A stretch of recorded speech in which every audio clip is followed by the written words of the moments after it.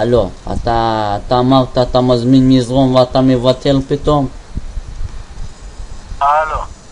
הלו. מי זה? אני חלילה שמחר אני מוכר אבטיחים עכשיו אני מוכר שטיחים. אתה ביקשת שטיח עם פוני כזה קטן. עם פונפון.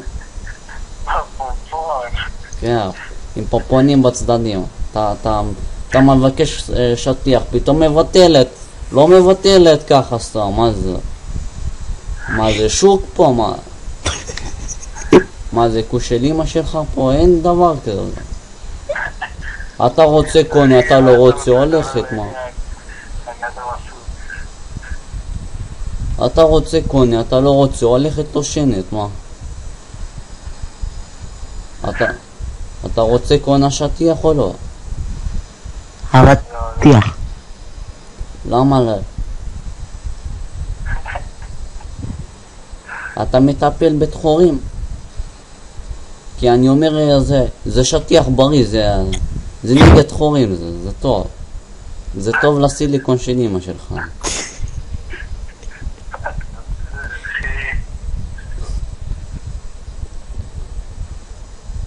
השטיח הזה עשוי מעלי גרס.